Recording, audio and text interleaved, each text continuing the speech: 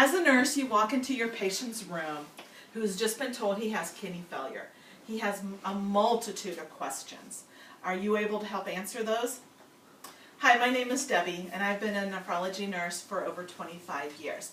Tonight, for my informative speech, I'd like to talk to you a little bit about a patient with kidney failure and the options that they have.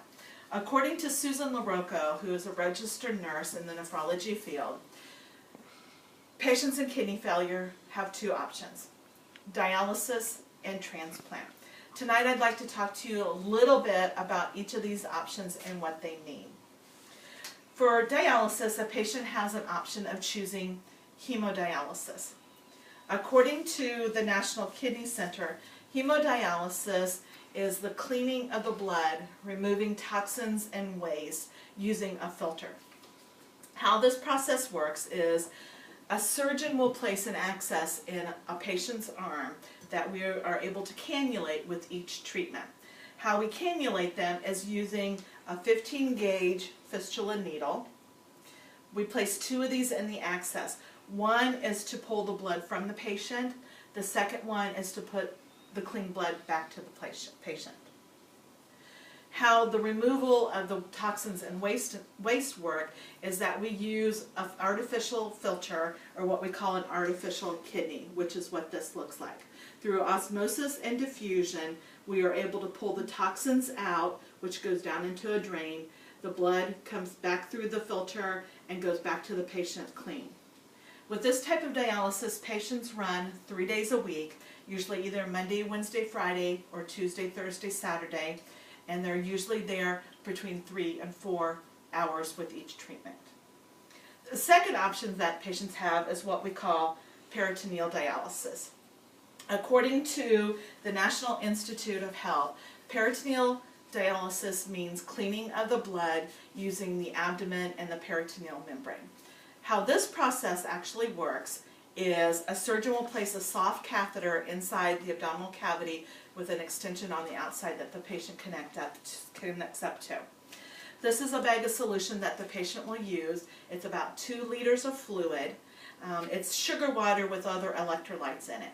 How it works is the patient places the fluid into the abdominal cavity. It sits for 4 to 6 hours, and then they drain that fluid back out and then put new fluid back in. This process of peritoneal dialysis is 7 days a week, and they usually do between 4 and 5 treatments with each day with it. So that's the process of doing peritoneal dialysis. The third option that we can choose is what we call kidney transplant. And according to the American Journal of Nephrology Nursing, transplant is the closest and treatment of choice for most patients. And the reason they choose that is because it is the closest to what their native kidneys will do with it. How the process of transplant works is that the patient goes onto a waiting list and they wait for a donor. The donor could either be a cadaver donor or a living related donor.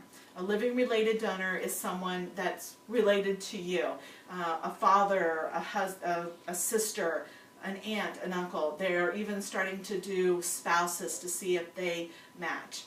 The reason why they're trying to look at that is because, according to Dr. Gabriel Donovich, back in 2010, there were over 93,000 patients on a transplant waiting list waiting for kidneys. With this, they go into surgery to have the kidney placed. They're in the hospital for 4 to 5 days. They go home afterwards. So tonight I kind of talked a little bit about the options they have: hemodialysis, peritoneal dialysis, and transplant. I hope you've learned a little bit, and thank you for listening.